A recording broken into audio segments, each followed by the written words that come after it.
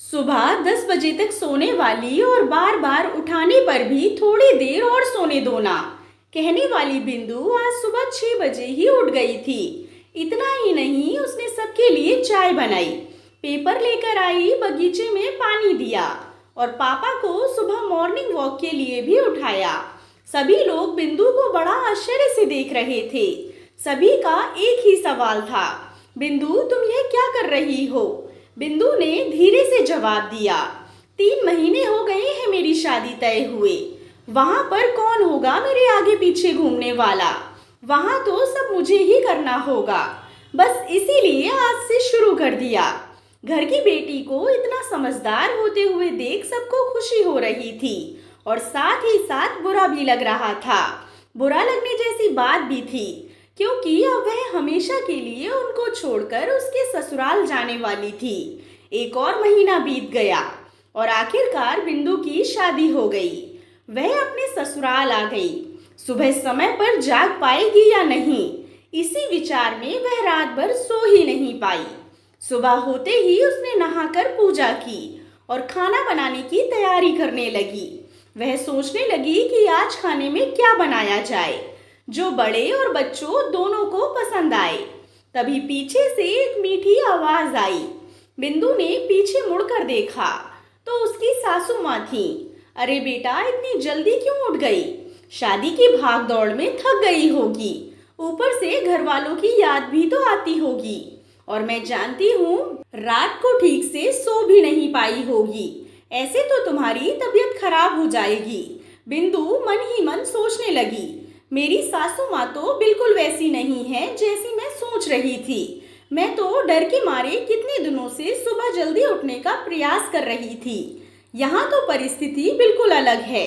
बिंदु ने कुछ काम खत्म ही किया था कि तभी सासू माँ ने आवाज दी, बेटा इधर आओ, देखो तो सही मैं क्या बना रही हूँ। मटर पनीर पराठा और गाजर का हलवा। अरे वाह, यह तो सभी मेरी फेवरेट डिश हैं। बिंदु बोली। उसे तो कुछ समझ में नहीं आ रहा था।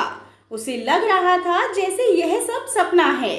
फिर बिंदु को एहसास हुआ कि यह सपना नहीं सच है। सासू माँ ने कुछ कहा तो बिंदु सुन नहीं पाई। वो थोड़ी डर गई। उसे डरा हुआ देखकर सासू माँ ने कहा, बिंदु जरा इधर तो आओ, यहाँ तो बैठो, मेरी बात ध्यान से सुनो और समझो। शादी मतलब लड़की की परीक्षा नहीं होती है। तुम्हारी शादी सिर्फ मेरे लड़के से नहीं हुई है। जितनी जिम्मेदारी उसकी तुम्हें खुश रखने की है, उतनी ही हम सबकी भी। हमने तुम्हें घर सिर्फ काम करने के लिए नहीं लाया है। तुम्हें क्या क्या आता है या तुम हमारे लिए क्या कर सकती हो, यह सब देखने के लिए तो बिल्कुल नहीं। और हम तुम्हारी आज़ादी भी तुमसे नहीं छीनेंगे। अगर अपनी बात करूं तो मुझे सिर्फ एक अच्छी फ्रेंड चाहिए थी।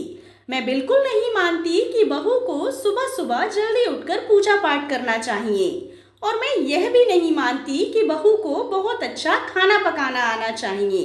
शादी का मतलब तुम्हारे सपनों का बलिदान बिल्कुल भी नहीं हो सकता, बल्कि मैं तो कहूँगी कि शादी का मतलब तुम्हारे सपनों को और ज़्यादा ऊंची उड़ान देना होना चाहिए।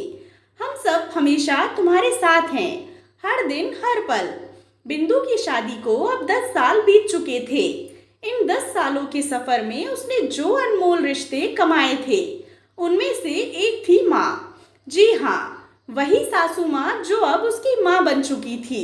बिंदु ने अपने जीवन में काफी उतार चढ़ाव देखे थे, लेकिन उसके मन में यह एक सोच बहुत पक्की बैठ चुकी थी कि जब भी उसके बेटे की शादी होगी और वह घर में बहू लाएगा तो वह भी अपनी सासू माँ की तरह ही अपनी बहू के साथ व्यवहार करेगी। टीवी सीरियल्स में सास बहू को दिखाया जाता है, वही वास्तविकता है ऐसा बिल्कुल नहीं है। समय के साथ लोग बदलते हैं, लोगों के विचार बदलते हैं। कुछ गलत लोग जरूर जीवन में आते हैं, लेकिन सभी गलत हों ऐसा जरूरी नहीं। दोस्तों, बहू मतलब बेटी ही होती है। गलतियां तो हर किसी से होती हैं, इसीलिए बहू के साथ भी वैसा ही व्यवहार करें जैसा खुद की बेटी के साथ करते हैं। आशा करती हूँ आपको कहानी पसंद आई होगी। कहानी पसंद आई हो तो कहानी को लाइक एंड शेयर करें। कहानी के बारे में कमेंट कर अपनी राय ज़रूर दें। अगर चैनल पर नए हो तो चैनल को सब्सक्राइब करें। कहानी सुनने के लिए आप लोगों का बहुत बहुत धन्यवाद।